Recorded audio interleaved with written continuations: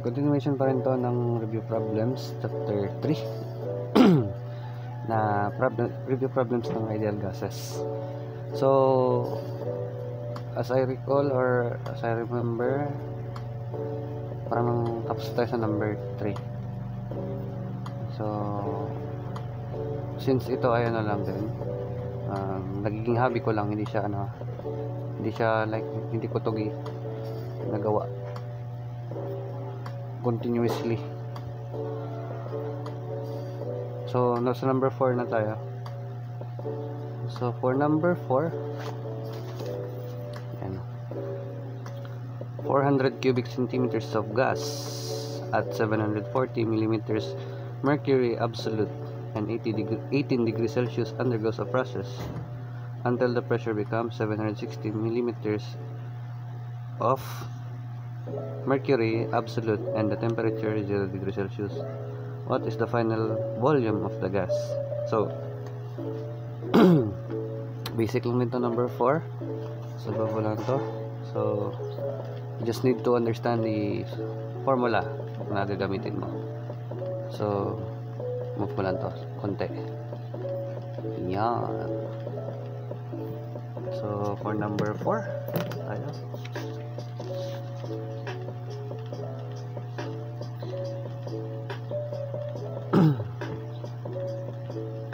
So ang given mo, initially pressure 1 mo ay equals to 740 millimeters of Hg and your volume is 400 cubic centimeters, 400 cm cube. So your temperature is ilan? 18 degrees Celsius. So pinapahanap sa'yo yung at point 2, naging ano siya, naging 760 millimeters of Hg and you're at having a temperature of 0 degrees Celsius. Ano yung volume niya? Ask. Yun yung ask niya. So madali lang to siya in terms of analyzing the formula. So we have a formula na PV equals MRT. As I said, PV over T is equal to C. So ito ay constant since si MI isang intensive or extensive or basta ganun yung independent siya. It cannot be changed. It can't be changed. Hindi siya nababawasan, hindi siya nagdadagdagan. Ganun lang yan. So ano bang kulang sa problem na to? Diba ito lang si MR. So kung makukuha ko sa MR dito, plug in ko siya dito, makukuha ko ng final volume. Diba? No. So on what instance ako mag-change ng units, saan ako mag-change ng units?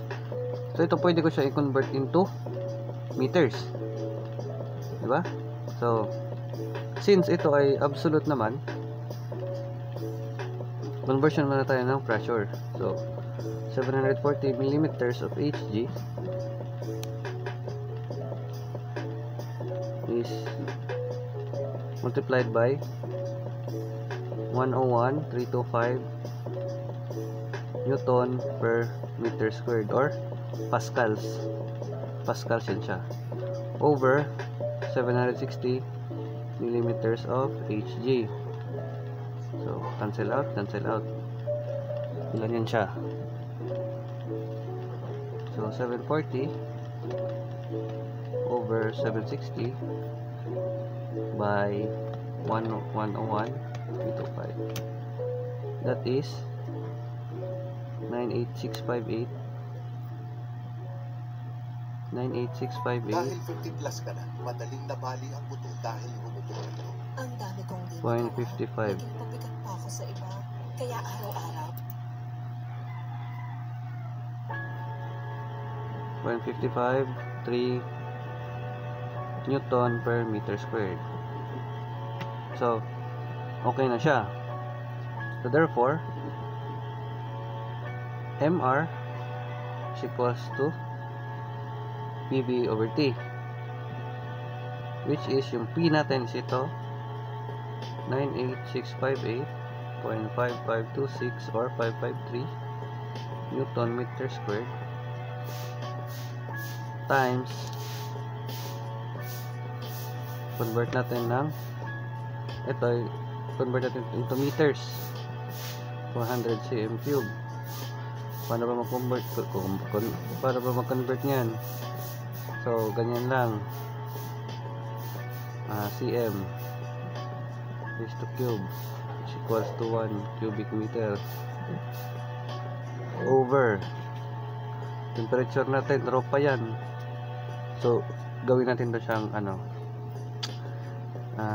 Kelvin. So 18 degrees Celsius plus 273. So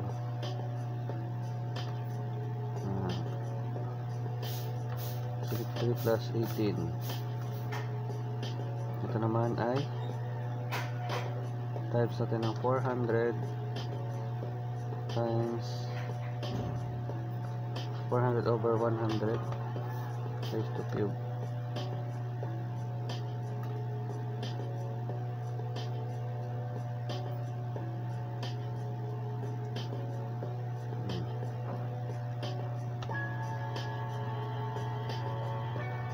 So ito ay 273 plus 18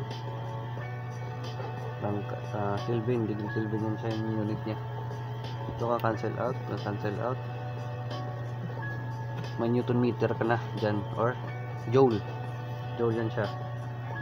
So Joule per Kelvin, no,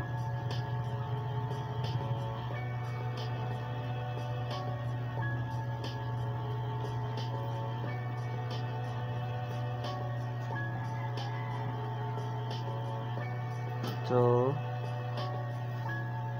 it would be 0.13561311308.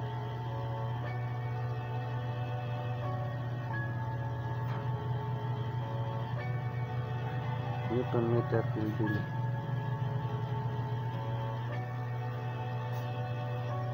Ganyan siya. Bakit wala siyang mass, no? Kasi makakancel out yung mass, kasi sa Rankine nakakancel out. Sa Rankine sa R is makakancel out yung unit na mass, di ba? So ito lang din siya. Itong MR na yan, we can apply it here. So convert natin si P2 into Pascal, Hg. Kaya natin ng 760 Hg. Ito naman ay 101,325 kPa or Newton per meter square. So that is 101, kakancel out lang yan siya. 325 Newton per meter square. So having a temperature of 0 degrees C plus 273 273 Kelvin degree K, MR natin is equals to ito lang din, 0.1356 131308. So our volume would be MR over P. Yan. So hence ang mass at MR natin, di ba, equals lang din dito 0.1356 131308 Newton meter squared, Newton meter over Kelvin, degree Kelvin, times temperature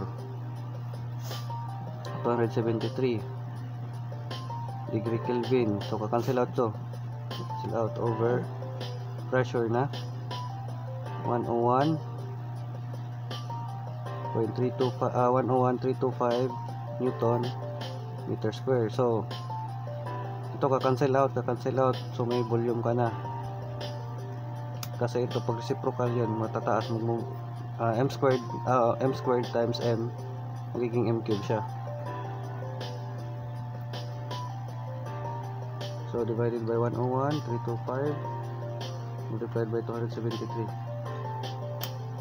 So may 0.00036538252 cubic meter ka na volume. So convert natin to cm cube. Cm cube yata yung gano'n dito eh. No, cubic cc. So just multiply it by 100 raised to 3 cm, yan, raised to 3 over 1 cubic meter. So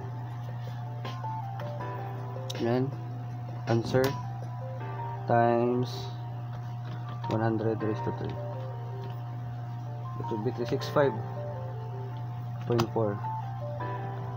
365.38252 365.4 na lang cc.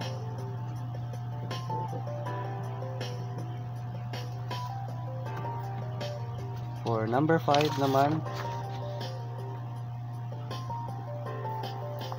sa number 5 naman is a motorist equips his automobile tires with a relief valve so that the pressure inside the tire never will exceed 240 kPa gauge. So engage yun siya. He starts a trip with a pressure of 200 kPa gauge and a temperature of 23 degrees Celsius in the tires. During the long drive, the temperature of the air in the tires reaches each tire contains 0.11 kilograms of air. Determine the mass of air escaping each tire. B. The pressure of the tire when the temperature returns to 23 degrees Celsius. So, medyo magulo-gulo to. Try natin. Kasi on the spot lang tayo. On the spot tayo na gano'n dito eh. Di natin ito inaral. Or di natin ito review saglit. So, for number 5, so kung i-illustrate ko siya, ito yung gulong yung tire natin.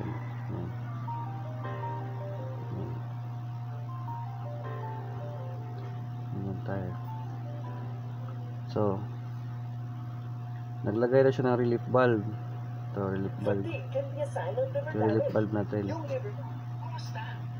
So ang relief valve niya, meaning nag-activate lang siya once na umaabot ng 240 kilopascals above yung pressure ng inside the tire. Nag-release siya ng air. So ang gagawin natin is hahanapin natin yung pressure niya initially sa tire at 23 degrees Celsius. So yun.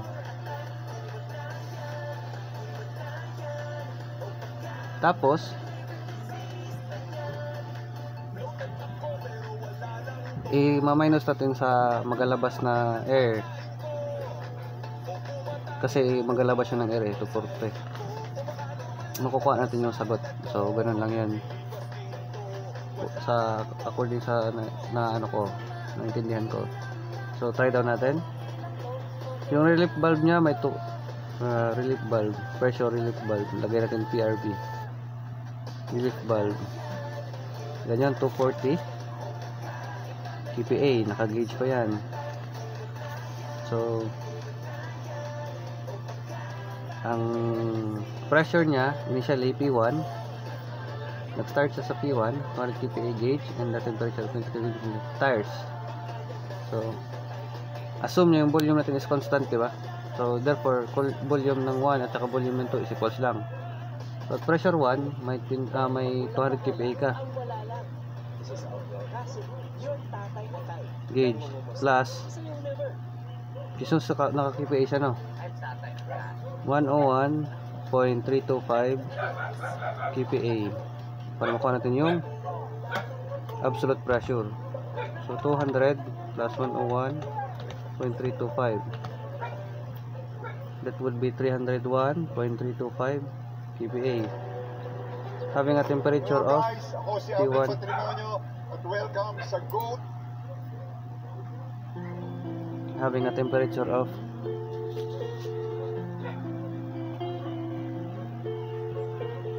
23 degrees Celsius. So 23 degrees Celsius.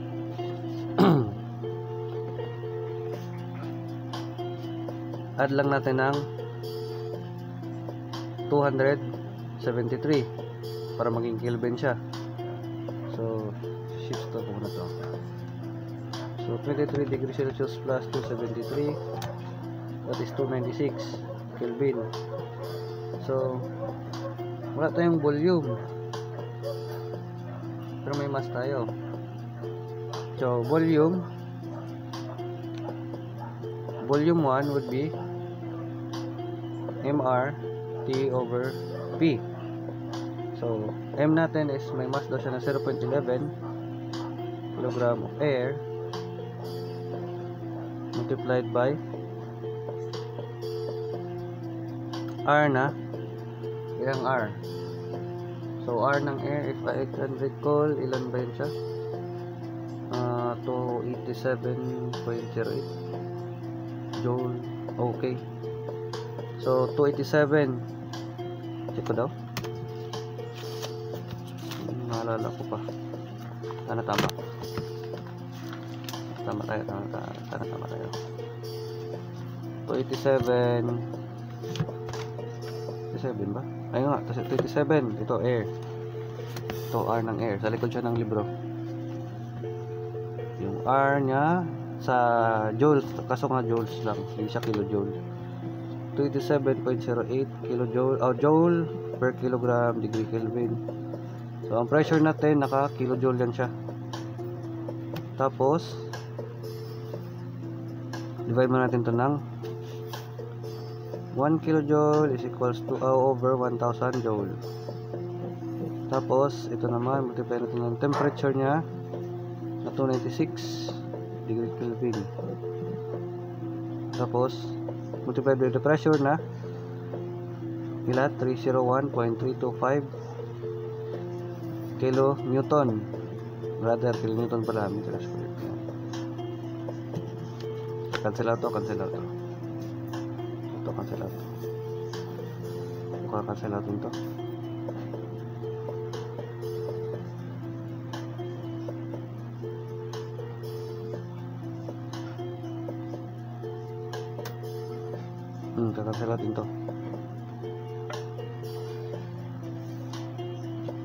Tapos ito magiging kilonewton meter. Kakancel out yung kilonewton, cancel out, tapos magiging cubic meter. So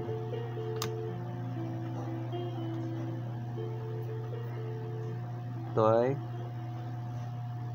101.325 divided by 0.1, tapos 27.08 1000. Our volume would be initially 0.03 1 02 100 200 74106. So yan na yan, B1 natin. Cubic meter. So at point 2 naman, point 2, ano yung sabi niya sa point 2? During the long drive, the temperature of the air tires reach 83 degrees Celsius. So pressure 2 is unknown. So we have M, we have R, we have T, we have B. So M natin is 0.11 pa rin. So yung R natin is ilan? Ilan si R? 287.08 joule per kilogram degree Kelvin multiplied by 1 kilojoule per 1000 joule, kasi i-convert ko siya. Yung temperature natin daw at dito natin, ilan yung yung tito natin? So 83 degrees Celsius, 83 degrees C plus 273 para magiging Kelvin. So yan siya, Kelvin yan. Over V1 natin dito 0.031020741106 cubic meter. So pressure 2 natin ay ilan? May ibang approach din to na medyo complex, kasi kung imagine mo M1 M2 mag ano ka lang, continuity mo lang, baga assume mo sa M1 saka sa M2 ay equals, mag-cancel out yun sila. So it's our volume 0.11 divided by 87.08 divided by 1000 multiplied by 83 plus 273.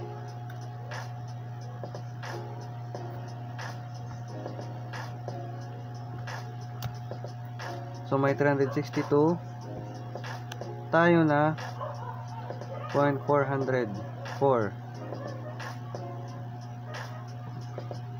Fix na lang natin sa 3 404 na KPA absolute to, AC absolute. So 240 man to, ito ay 362.40. So kung ito minus ko siya ng 101.325 by 261, so P2 is equals to 261.079 kPa gauge. So ito minus ko to dito, yan na yung pressure difference ko. So pressure difference ko para yun yung gagamit, ang pressure difference na gagamitin ko para makuha ko yung mass na naglabas, kasi lumagpa siya sa ano lumagpa siya sa relief valve pressure ng relief valve. So meaning ito after nag 83 degrees Celsius siya, ito yung ano niya, ito yung pressure na kaya niyang na build. Pero may relief valve man siya, so meaning dapat stationary na 240 pa rin yung pressure na to, no? Gets? No. So mamayos ko siya 240.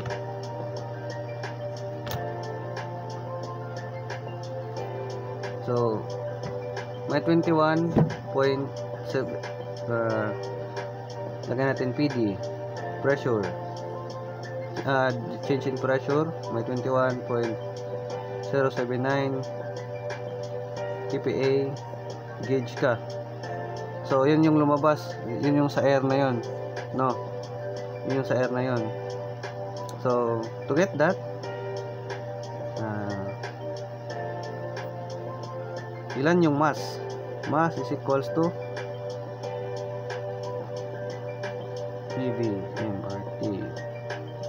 PVRT. So pressure, volume, yung pressure na to 21.079,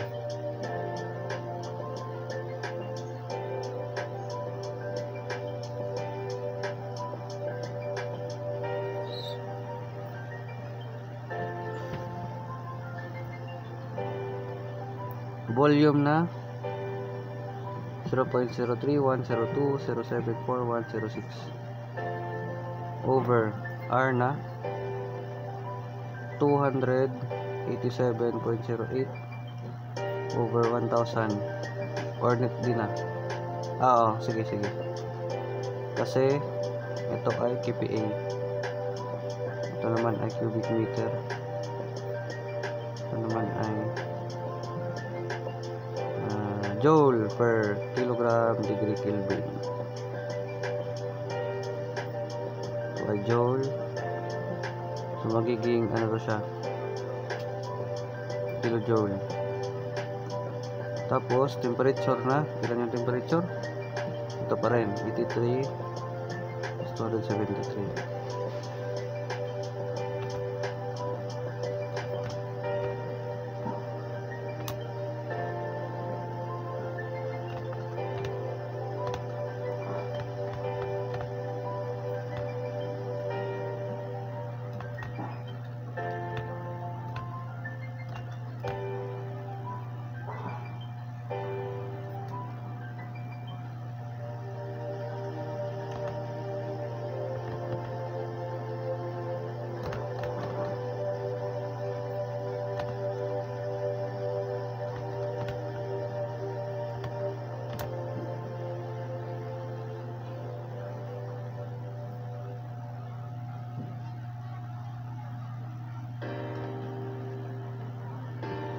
So therefore, result dito ay 0.00 0.0064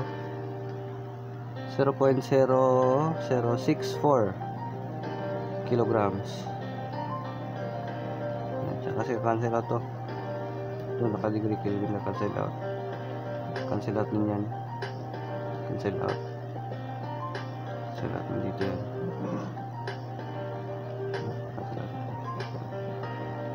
So may mass na tayo.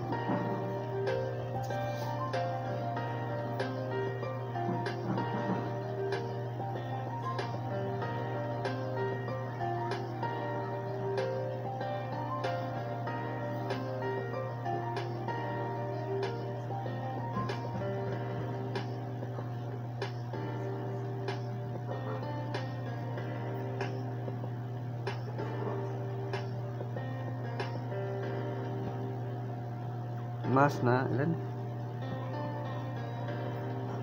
0064 kilogram. So for A yan, ito yan, for A ito yan. For B for B naman, the pressure of the tire when the temperature returns to 23 degrees Celsius. So the pressure of the tire when the temperature returns to 23 degrees Celsius. So P equals MRT pa rin over B. So P natin, yung M natin is 0.11. So 0.11. Ito yung mass nag-escape, mass escape ping. Ito na yan siya sa. So try natin kung i-hold natin to, or rather that mas maganda siguro i-minus na lang natin to, no? Try down natin. Check ko. Minus 0. Yan yung mass.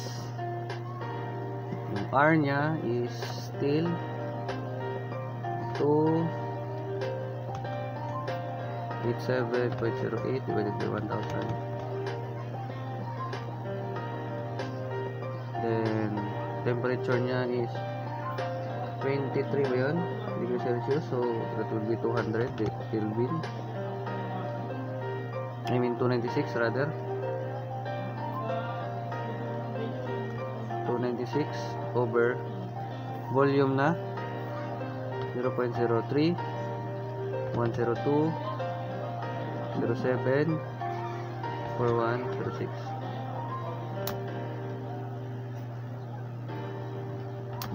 minus 101.025. So yun na nga, naalala ko pa pala. I mean, hindi ko man ito na-memorize, pero like yung concept. Yan.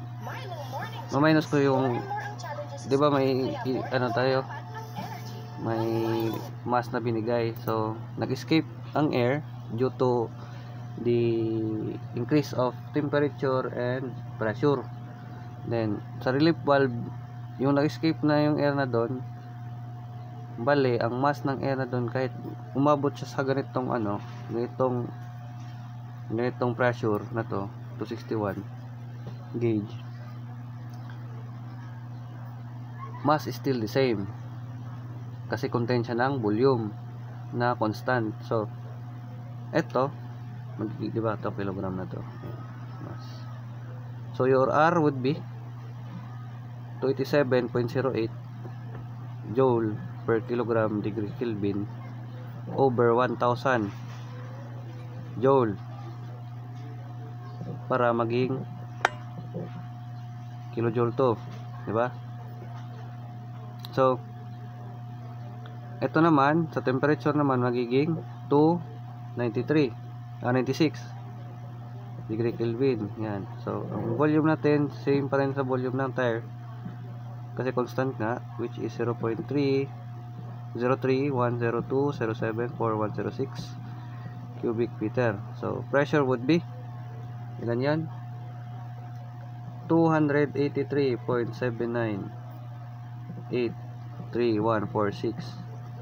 So KPA absolute to. Bakit siya absolute? Kasi naka-absolute naman talaga to yung ano mo, yung temperature mo naka-absolute. So yung resulting mo dito ay absolute talaga. Kaya minus natin siya ng 101.325 na pressure para makuha natin sa gauge. So P is equals to 182.47 kPa gauge. So bumaba na pala yung camera ko, sorry. So yun na, that's it for number 6 siguro. Kaya na siguro. Joke. Kaya man.